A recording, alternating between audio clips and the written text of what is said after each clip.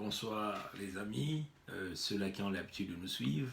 Nous sommes dans la nuit du 17 janvier 2019 et nous sommes ici à Toronto, au Canada. Bon, la réunion tenue par ce 17 par Paul Kagame et l'Union africaine a eu lieu. Et tout à l'heure, on a fait un petit direct. Je crois qu'on avait expliqué que la SADC s'était déjà réunie en avant. Et la réunion de la SADC, bien sûr, à la tête Kagame et le président de Zambie. Vous pouvez aller regarder ça même à RFI.fr. Vous allez simplement... je vais simplement tourner la caméra pour vous lire ce qui a été dit. Si vous lisez ici, il dit dès ce matin, la SADC a organisé sa propre réunion avec à la clé un communiqué très en deçà de ce à quoi on pouvait s'attendre. Ce document n'évoque pas du tout le recomptage qui avait été évoqué par Edgar Lungu, le président zambien, le week-end dernier. Vous voyez, ce communiqué de la SADC félicite le gouvernement de la RDC pour l'organisation de ces élections et met en garde contre les ingérences extérieures. Vous voyez, chers amis, c'est ce que nous avons expliqué parce que le ministre des Affaires étrangères de la Zambie avait conduit une mission d'observation des élections en République démocratique du Congo, et le ministre des Affaires étrangères zambien était même en direct à la tribune au Conseil de sécurité. Depuis l'Afrique du Sud, il était en direct. Donc, ils avaient suggéré le recomptage de voix et éventuellement demander aux acteurs politiques à l'apaisement d'utiliser des moyens ou les institutions pour pouvoir faire des recours. Mais ce matin, voilà, la SADC, Paul Kagame était encore à la tête. La SADC ne mentionne plus le recomptage de voix, comme le voulait le président zambien, et la SADC a tout pris un virage à 90 degrés. Et donc, la SADC appelle au respect des institutions de la République démocratique du Congo. Les institutions, ce sont les institutions nommées par Joseph Kabila. Bon, après la SADC, il y a l'Union africaine qui a organisé donc ce grand meeting à huis clos, dont le génocidaire Sassou Nguesso, 8%, venait encore de dépenser l'argent du peuple congolais en utilisant l'avion sous les fleuves du Congo, brûler le carburant pour rien, pour aller à une réunion dont les résultats sont déjà connus. Bon, pour ceux qui aiment lire, vous pouvez aller simplement à RFI.fr, vous allez donc voir ce qui a été dit. Nous, comme nous sommes dans le système du BVG, nous allons simplement vous faire lire rapidement ce qui a été dit. Vous pouvez aller regarder. Il dit « Les résultats contestés à l'élection présidentielle en RDC étaient au centre d'une réunion à huis clos à Addis Abeba. Ce jeudi 17 janvier, entre la SADC, la JRL et l'Union africaine. Une rencontre à la demande de Paul Kagame, président en exercice de l'Union africaine. » On dit, je vais simplement le lire rapidement, l'Union africaine a fait part jeudi soir de ses doutes sérieux sur la conformité des résultats provisoires à l'élection présidentielle en République démocratique du Congo. Elle demande la suspension de la proclamation des résultats définitifs attendus pour ce vendredi. Il dit une source au sein, on le dit, je vais le lire, je suis à ce niveau-là. Une source au sein de la Commission de l'Union africaine a confié à RFI qu'une délégation de 3 chefs d'État représentant tous les chefs d'État présents lors de la réunion de ce jeudi, accompagnés de Moussa Faki Mahamat, le président de la Commission de l'Union africaine, devrait se rendre à Kinshasa ce lundi. Une information confirmée dans un communiqué du chef d'État publié sur le compte Twitter de l'Union africaine. On vous a dit quoi? Une réunion à huis clos? Oui.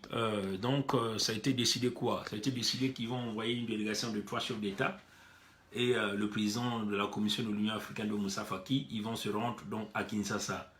Mais l'objectif, Chers amis, nous sommes dans le système du baie vitré. Tout le monde voit tout le monde écoute tout le monde. Pendant que vous attendez l'arrivée de ces 3 chefs d'État, certainement que le génocidaire Sassou ferait partie de cette délégation. Peut-être, ça c'est sûr. Mais en tout cas, chers amis, nous sommes dans le système du baie vitré. Tout le monde voit tout le monde écoute tout le monde. Ce qui a été dit dans l'enclos, les huis clos. 1. On va exiger, comme on l'a dit dans notre direct de tout à l'heure, on va exiger aux leaders politiques de la RDC de mettre en place un gouvernement d'union nationale sous la gouverne de Félix Tshisekedi. Écoutez ça, hein, chers amis. Tout le monde voit tout le monde écoute tout le monde parle à tout le monde. Ce qui a été dit dans les murs là, entre les syndicats des despotes africains à l'Union africaine, nous avons l'information. On va leur imposer de mettre en place un gouvernement d'union nationale sous la commande de Félix Tshisekedi comme président de la RDC. Ça, c'est ce que les syndicats se sont dit là-bas, les syndicats des despotes africains. Deuxièmement, ils ont exclu tout recomptage des voix. Ils ont exclu tout recomptage de voix. Donc, c'est ce que RFI ne vous donne pas. Et nous, on vous le donne. Donc, le recomptage de voix que les gens de la Mouka attendaient ne va pas se faire. Ça, c'est ce que les syndicalistes, les despotes africains ont décidé sous la gouverne de Kagame. Donc, vous voyez que les Tutsi Power vont continuer à manigancer. Troisièmement, ils ont appelé, comme on vient de le dire, le respect des institutions de la République démocratique du Congo. C'est-à-dire, ce que les institutions ont dit, c'est ce qu'il faut faire. Voilà. Donc, chers amis, c'est ce qui va se passer. Et on demande à la CENI de ne pas publier demain, parce qu'il va falloir que les 3 syndicats de chefs d'État africains vont à Kinshasa rencontrer tous les leaders politiques, des partis politiques, leur rencontrer. Donc, on va maintenir donc le système Kabila au pouvoir, Tshisekedi président, et un gouvernement d'union nationale. C'est ça leur plan. Que les despotes se sont décidés, que Kagame a imposé d'abord, en commençant par imposer ça en commençant déjà à imposer sa décision à la SADC, et la même décision s'est suivie à l'Union africaine, Kagame a encore imposé. Donc, on le dit, chers amis, ce qui a été dit derrière les murs, c'est ce que vous allez entendre dans les jours qui vont suivre. Premièrement, mettre en place un gouvernement d'union nationale sous les commandes de Félix Tshisekedi comme président de la RDC. Deuxièmement, ils ont exclu tout recomptage de voix. Donc, la clarté apportée par la CENCO, ils ont dit non. On demande à la CENI, ils ont refusé qu'on dépouille bulletin de vote par bulletin de vote. Ils ont dit non, pas question. Hein? C'est ce que les syndicalistes des despotes africains viennent de dire à leur réunion de huis clos. Nous avons l'information, le système du baie vitré, tout le monde voit tout le monde écoute tout le monde. Et puis, troisièmement, le respect des institutions, comme d'ailleurs ce que la SADC venait de dire un peu plus en avant la réunion des despotes africains à l'Union africaine. Vous voyez, chers amis. Donc, le respect des institutions de la République démocratique du Congo. Donc, ce que la CENI a dit, comme la CENI fait partie des institutions, il faut respecter ce que la CENI a dit. Donc, même si la CENI, si considérons que la CENI a triché, il faut respecter cette fraude-là. Donc, voilà l'information que nous, on vous apporte en temps réel. Pendant que lundi, ils vont envoyer, vous allez voir demain, la CENI ne va pas publier les résultats comme programme. Le Conseil constitutionnel, plutôt, ne va pas publier, ne va pas donner son avis à partir de demain. Et donc, ce n'est qu'après qu'on va donner l'avis. Lundi, les 3 chefs d'État africains que nous appelons les envoyés spéciaux du syndicat des despotes à Kinshasa, ils seront 3 avec Moussa Faki qui est le président du Conseil de l'Union africaine. Donc, ils vont simplement aller rencontrer les acteurs politiques et puis imposer la volonté. Donc, chers amis de la RDC, voilà, le baie vitré vient de vous donner l'information. Le système du baie vitré, c'est triste, mais en tout cas, la balle est de votre côté. Donc, Sassou le savait quand il partait, il savait que les décisions ne devaient pas tomber, parce que Sassou ne pèse pas devant Paul Kagame. Sassou ne pèse pas, Sassou c'est un papier. Pourquoi Sassou ne pèse pas? Parce que Paul Kagame assure aussi la sécurité de Sassou. Les militaires rwandais qui sont à Oyo, à Tchambicho, qui assurent la sécurité de Sassou, c'est Paul Kagame qui lui a donné. Vous voyez? Donc Sassou ne pèse pas. Il le savait en partant là-bas. Mais comme c'est quelqu'un qui est en perte de vitesse, en perte de vision, il préfère brûler le carburant, brûler l'argent du peuple congolais en multimillions de dollars. Quand cet avion-là se déplace, en paiement des hôtels, le carburant, les tarmacs, les pilotes et toute la délégation qui l'emmène, c'est l'argent du contribuable congolais que cet homme brûle et fait passer en fumée. Il savait sa décision, qu'il ne pouvait pas aller imposer le recomptage de voix à Addis Abeba tant que Paul Kagame était le président de l'Union africaine présentement. Oui, chers amis. Et donc, c'est encore triste. Voilà. Donc, c'était nécessaire de vous faire passer cette information parce que on venait de faire un direct où nous avions déjà mentionné ça. Mais là, on vient vous donner le compte rendu de ce qui était dit derrière les murs. En huis clos. Nous, dans le système du baie vitré, on est informés. Pas question de faire le rencontrage de voix. Ça, c'est ce que les syndicalistes, les despotes africains ont décidé. Donc, on impose au peuple congolais la volonté des despotes africains, la volonté des despotes africains. Pas question de faire le rencontrage de voix. Donc, on impose aux Congolais un président. Donc, Félix Tshisekedi demeure le président, avec un gouvernement d'union nationale. C'est ça ce qu'ils vont faire. Et certainement avec un autre plan, comme on l'avait dit la fois dernière, certainement on va leur dire de proposer encore une formule, une formule de gouvernement, un président, vice-président, ainsi de suite, pour essayer, si vous voulez, d'apaiser le camp de Martin Fayulu qui demande la vérité des urnes. Vous voyez qu'une fois encore, le peuple congolais a été roulé dans la farine. Ceux qui se disent des diplomates sont des menteurs.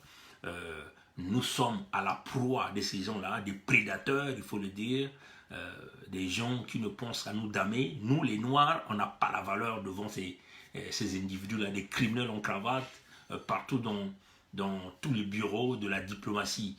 Donc, ils viennent encore d'imposer leur volonté en utilisant le syndicat entre guillemets, des chefs d'État africains que moi j'appelle les préfets des pays occidentaux dans les États africains.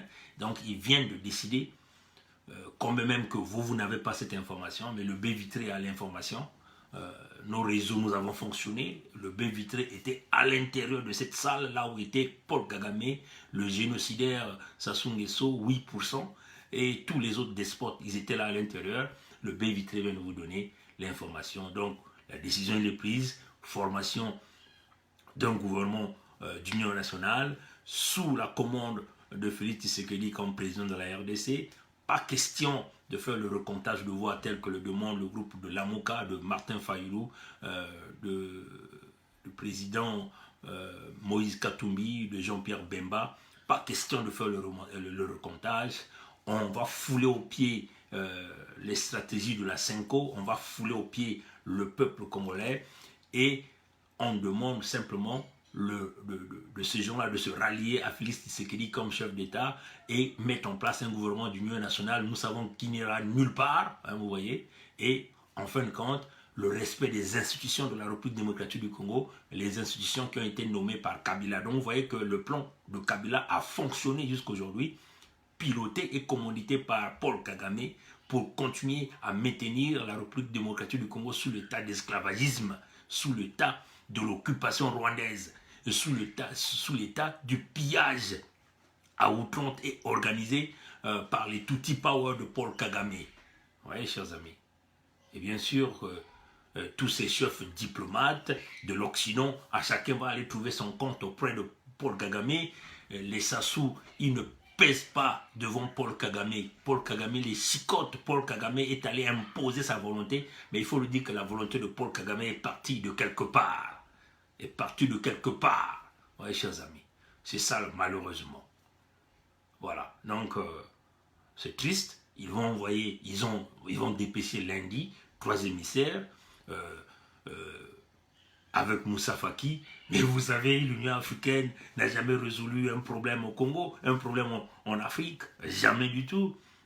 Les mêmes Moussa Faki sont venus supporter le hold-up électoral de Sassou Denis. Vous voyez, chers amis. Les mêmes sont allés à supporter le hold-up électoral au Gabon, au hold-up électoral au Cameroun. Ce sont les mêmes gens. Oui, l'Union africaine a dit ceci. Vous voyez que pour contourner tous ces gens-là, il faut que vous vous organisez vous-même pour taper fort ces présidents, ces despotes africains qui pillent et qui retardent l'avancement de l'Afrique.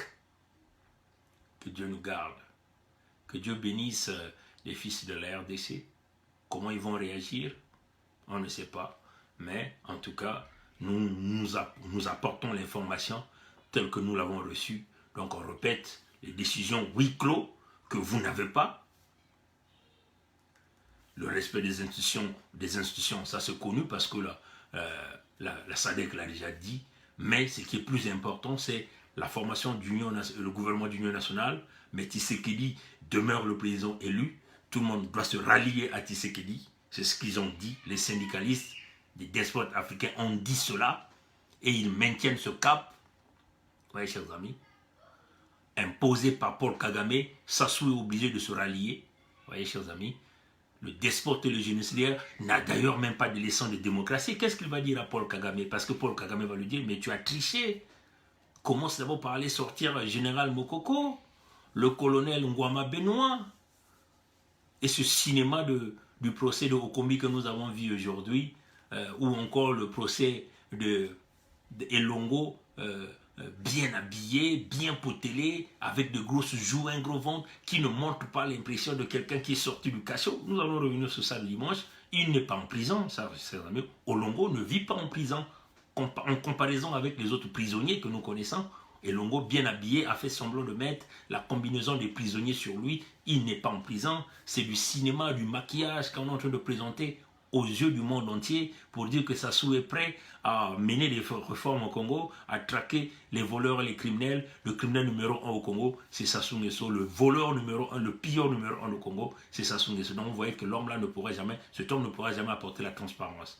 Donc on le répète, les syndicalistes, les despotes africains ont décidé sous la commande de Paul Kagame de demander à nos amis de la République démocratique du Congo de former un gouvernement d'union nationale. Félix Tshisekedi demeure le président. Même qu'ils ont demandé à la CENI de ne pas publier les résultats définitifs, c'est parce qu'ils veulent envoyer les émissaires pour aller apporter la calmie. Vous voyez. Et une fois que la calmie est faite, les discussions vont se faire, ils vont nommer des gens. À chacun va avoir sa part du gâteau et le peuple va toujours être bâillonné. C'est ça la réalité. Deuxièmement, ils ont refusé tout recomptage de voix. Ça ne va pas se faire nickel, ça ne se fera pas. Donc Martin Fayulu est niqué, le peuple qui était derrière est niqué. Vous voyez. Et puis troisièmement, ils appellent au respect de la décision des institutions du Congo, de la République démocratique du Congo, ces institutions qui ont été mises en place par Joseph Kabila, l'usurpateur, l'envahisseur. Et lui qui a joué sa carte avec ses députés élus, il sera majoritaire à l'Assemblée, il sera majoritaire au Sénat, avec donc Joseph Kabila, si, d'après ce qu'on dit, peut-être même le président du Sénat. Voilà, c'est ça le respect des institutions de la République démocratique du Congo. Que Dieu garde l'Afrique, que Dieu bénisse l'Afrique.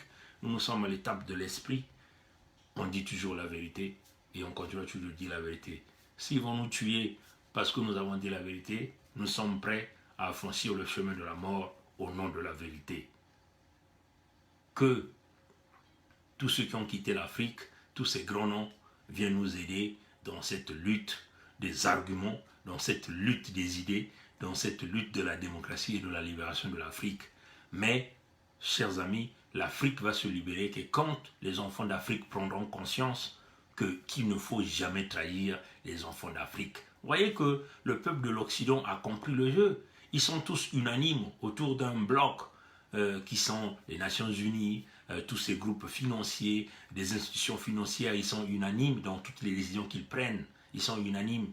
Tant que nous, en Afrique, on ne va pas comprendre qu'il faut que nous soyons unanimes, il faut que nous soyons là pour nous protéger, il faut que nous soyons là pour ne jamais trahir les nôtres. C'est là où la conscience se fera dans les cœurs des gens, dans les têtes des gens, que quand l'Africain va commencer à comprendre qu'il n'y a pas de frontière entre moi et mon frère de la République démocratique du Congo, mon frère du Gabon, du Cameroun, de la République centrafricaine, du Tchad, du Sénégal, de la Gambie, de la Guinée, ainsi de suite, de la Mauritanie, de Niamey, du Niger, vous voyez chers amis, du Nigeria, ainsi de suite. Il n'y a pas de frontière entre moi et mon frère de l'Angola. Nous sommes tous africains, nous devons être un. Nous devons protéger les intérêts des uns et des autres. Nous devons résister pour survivre. C'est là où l'Afrique se levera. Et c'est là où vous allez maintenant croire qu'il y a un créateur qui existe et qu'il y a un sauveur qui viendra vous sauver. Mais tant que vous ne serez pas unis, vous ne montez pas à cette dimension, comme d'ailleurs ce que nous faisons. Hein? Il n'y a pas de différence entre moi et mon frère de la Côte d'Ivoire et mon frère du Ghana. Il n'y a pas de différence. Tu parles anglais, tu parles français, nous sommes tous africains. Nous venons tous de la même lignée, le véritable son, le son du Créateur. Vous voyez, chers amis, tant que nous n'allons pas arriver à ce niveau, tout ce que nous allons faire, ça ne serait que de la destruction, parce que nous allons continuer à suivre le bien matériel, on va continuer à nous manipuler, tant que nous n'allons pas nous lever à l'étape de l'esprit, tout ce que nous ferons, c'est vanité, ils vont continuer à nous piétiner, à nous écraser, et ça sera dommage. Que Dieu nous garde, que Dieu nous bénisse. Merci.